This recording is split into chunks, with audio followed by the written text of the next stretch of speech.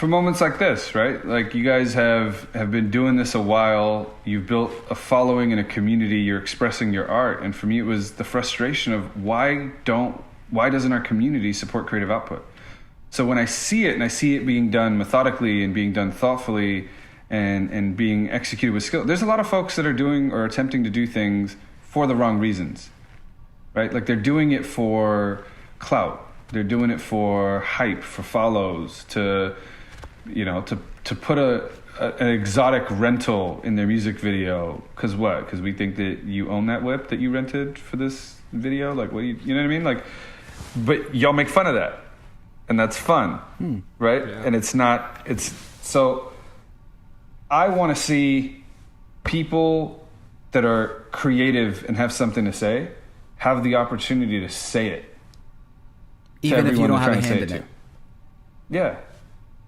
Yeah, we won't have a creative community unless there's a lot of us. And people talk about like, oh, it's lonely at the top and it's a pyramid scheme and all of that. And I was like, yeah, it's a pyramid scheme. It's lonely for those folks that pyramid scheme you, right? And I'm not trying to have it be a lonely place when we all collectively, like, I'll give this example.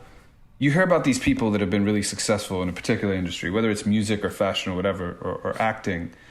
And you hear about them having miraculously known each other. Like, how did this famous person, this magical producer, and this magical, how do they know each other? And it's because it was a culture of success. It was a culture of creativity. And so the community is what makes people successful. Their tribe is why they got there. And so we know them as their individual brand, but it was all of them doing that thing in that moment that got them there. You listen to some interviews like with Joe Budden or Busta Rhymes and, talking about like Biggie and Moments and all these things. They were all a community, right? Whether they were tight or distant or acquaintances or they knew each other, but because they all existed, these things became possible for third culture kids. It's not like a personal gain, it's like a cultural gain that you get. I feel like that's a personal gain in my way, right? The cultural gain is a personal gain. Yeah, because I want to affect change and leave this place better than I found it.